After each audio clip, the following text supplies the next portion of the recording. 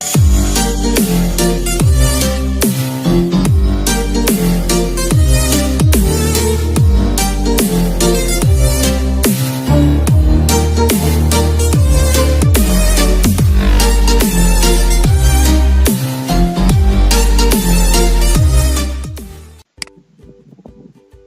वालेकुम dear viewers, welcome to Learner's Mind. Learner's Mind में हमारे भली कर रहा है. Today we will learn the past simple tense. अॼु असीं ज़मान माज़ी सादो सिखंदासीं. अचो त हेठि सिखूं. The simple past tense या वरी past simple tense लिखी सघूं था, फर्क़ नथो पवे. ज़मान माज़ी सादो. Definition है उनजी. This tense shows an action that is completed or finished in past. वस्फ़ ही ज़मान उहो कमु ॾेखारींदो आहे जेको माज़ीअ में मुकमल या ख़तम थियो हुजे.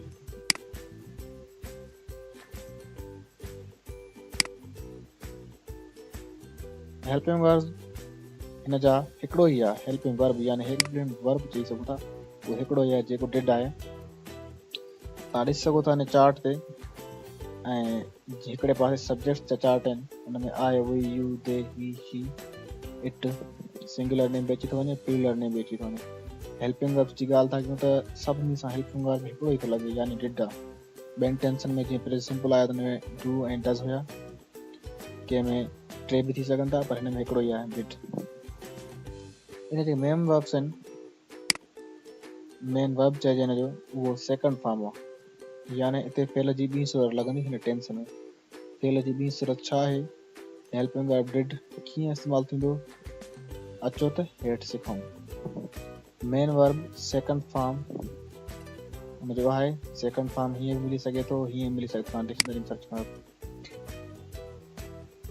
एग्जाम्पल आहे पहिरियों number, Ali sold 600 eggs eight shop. मिसाल, यानी अली दुकान ते 600 अंडा खपाया. हाणे तव्हां हिन जुमिले में गौर कयो त जेको सोल्ड लफ़्ज़ आहे उहो बोल्ड लॻो पियो आहे, यानी थुल्हनि अख़रनि में लिखियो वियो आहे. इहो सेकंड फॉर्म आहे. इहा फेल जी ॿी सूरत आहे. इन जो फर्स्ट फॉर्म आहे सेल, पर हिते सेकंड फॉर्म लॻो आहे छो जो हीउ टेंस पाण सां गॾु सेकंड फॉर्म हूंदो आहे. अहिड़े हिसाब सां ॿियो नंबर मिसाल आहे, Shaila greeted all her friends in class. यानी शाइला पंहिंजे क्लास जे सभिनी दोस्तनि खे सलाम कयो. हिते जीअं ग्रीटेड लफ़्ज़ आहे उनखे बोल्ड कयो वियो आहे ऐं उहो फेल जी ॿी सूरत आहे, तंहिं करे. यार टियों नंबर मिसाल आहे, Suhail went to Karachi early in the morning. यानी सुहेल सुबुह जो सवेर कराची वियो. हिते जेको वेंट आहे बोल्ड लॻो पियो आहे छो जो इहो सेकंड फॉर्म आहे. टेंस सेकंड फॉर्म खणंदो आहे ऐं हिन जो फर्स्ट फॉर्म आहे गो. चोथों नंबर आहे, आई कैलकुलेटेड दीज आइटम्स. मां इन्हनि शयुनि जी ॻणप कई. अहिड़े हिसाब सां कैलकुलेटेड सेकंड फॉर्म आहे, हिन जो फर्स्ट फॉर्म आहे कैलकुलेट. पंजों नंबर मिसाल आहे आख़िरी, आई अचीव्ड द मार्शल्स प्रॉपरली. यानी मां चङी तरह गिरहनि खे चॿाड़ियो. इहो यानी वॾी मिसाल. अचो त हिननि जा वधीक क़ाइदा सिखूं. हेठि नोट आहे, हिन ज़मान में बयानी जुमिले में फेल जी ॿी सूरत इस्तेमालु थींदी आहे. यानी जेको हुन जो बयानी जुमिलो आहे पॉज़िटिव सेंटेंस, हुन में असां ॿी सूरत इस्तेमालु कंदासीं. नोट, असीं ताक़ीदी जुमिले बनाइण लाइ डिड जो इस्तेमालु कंदासीं. हूअं त मॉडर्न इंग्लिश में रियली बि अची वई आहे, पर जेको डिड आहे उहो वधीक फॉर्मल आहे. नोट, नाकारी सवाली ऐं नाकारी ऐं ताक़ीदी जुमिले जे ठाहिण वक़्तु असीं पहिरीं सूरत फर्स्ट फॉर्म जो इस्तेमालु कंदासीं. अचो त कीअं. फॉर्मेशन आहे पॉज़िटिव सेंटेंस जी. पहिरियां सब्जेक्ट प्लस में second form plus object plus complement रखणो आहे. सब्जेक्ट में आहे सम्यूला, सेकंड फॉर्म में ड्रोव आहे ऐं ऑब्जेक्ट में आहे कार ऐं कॉम्प्लीमेंट में ऑन रोड. यानी समीला रोड ते कार हलाई, समीला ड्रो कार ऑन रोड. हाणे इन जुमिले में असां सेकंड फॉर्म आयो आहे. हीउ जेको नोट आहे, इन नोट खे सम्झण लाइ असां हिन जे नेगेटिव सेंटेंस जी चकास कंदासीं कीअं आहे. नेगेटिव सेंटेंस आहे subject plus did plus not plus first form plus object plus complement. हाणे इन जी बी एक कुछ इन तरह थिए थी Samila did not drive car on road. जेकॾहिं तव्हां मथे जुमिले ते गौर कयो त उते ड्रोव लिखियल आहे, हेठे जुमिले ते चऊं था त ड्राइव लिखियल आहे। छो जो जेॾी महिल असां डिड जो इस्तेमालु कंदासीं त सेकंड फॉर्म अची वेंदी फर्स्ट फॉर्म में, तंहिं करे असां ड्रोव जो फर्स्ट फॉर्म ड्राइव लिखियो आहे।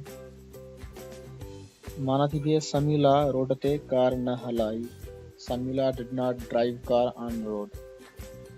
7 नंबर आहे जुमिलो सवाली जुमिलो इंटरोगेटिव सेंटेंस। उनमें पहिरियां did plus subject plus first form plus object plus complement रखियो आहे।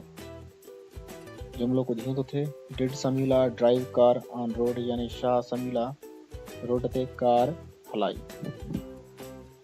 चौथो नंबर आहे फॉर्मेशन, चौथी फॉर्मेशन आहे इंटरोगेटिव एंड नेगेटिव सेंटेंस, यानी सवाली नाकारी जुमिले की फॉर्मेशन आहे।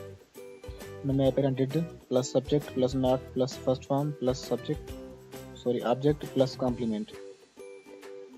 जीअं फॉर्मेशन थी डिड समीला आहे not drive car on road, यानी छा समीला रोड ते कार न हलाई। मतिलबु हिते डिड रखण खां पोइ सब्जेक्ट रखण खां पोइ असांखे नॉट रखणी आहे, ऐं नॉट जेको असांजे जुमिले खे नाकारी जुमिलो बणाए थी। अचो त हेठि बाक़ी हिकिड़े मिसाल खे ॾिसूं। 5 नंबर आहे एम्फेटिक सेंटेंस, यानी ताक़ीदी जुमिलो। उनमें पहिरियां असांखे subject plus did plus first form plus object ऐं प्लस कॉम्प्लीमेंट रखणो आहे। Samila did drive the car on road, यानी समीला रोड ते कार हलाई। इहे हिन जी 5 फॉर्मेशन। हाणे अचो त हिननि जा हेठि मिसाल वठूं। जुमिलो आहे पहिरियों आई प्लेड क्रिकेट गेम, मां क्रिकेट रांदि खेॾी। बा सिंपल जो आहे did he go to school, छा हू स्कूल वियो। ॾिसी सघो था हिन में पहिरें नंबर जुमिले में प्लेड आहे उहो सेकंड फॉर्म लॻंदो आहे, पर ॿिए में गो हयो आहे त डिड हयो आहे त फर्स्ट फॉर्म लॻो आहे। जीअं त डिड जो वेंट आहे सेकंड फॉर्म, पर न हयो आहे छो डिड इस्तेमालु थियो आहे। 3 नंबर आहे she did not cut an apple, हिन हिकु सूफ़ न कटियो। ऐं उन खां पोइ आहे जुमिलो Asma did make a picture at home, Asma did make a picture at home, यानी अस्मा वाकई घर में हिकु तस्वीर ठाही। उन खां पोइ जुमिलो आहे did they not buy new clothes for me, छा उन्हनि मुंहिंजे लाइ नवां कपिड़ा ख़रीद न कया। ऐं उन खां पोइ जुमिला दरिया ख़ान प्रिपेयर डिलीशियस डिशिज, दरिया ख़ान ज़ाइकेदार ताम तयारु कया। जुमिलो आहे पोइ वी बीट हिम, असीं हुननि खे शिकस्त ॾिनीसीं। ऐं उन खां पोइ आहे बर्ड्स फ्लू इन स्काई, पखी आसमान में उॾामिया। पुलिस अरेस्टेड थीव्स, पुलिस चोरनि खे गिरफ़्तार कयो। ये हुआ हिन 10 जा मिसाल। महिरबानी करे like to our video, so please like our video and subscribe our channel Learn Smart।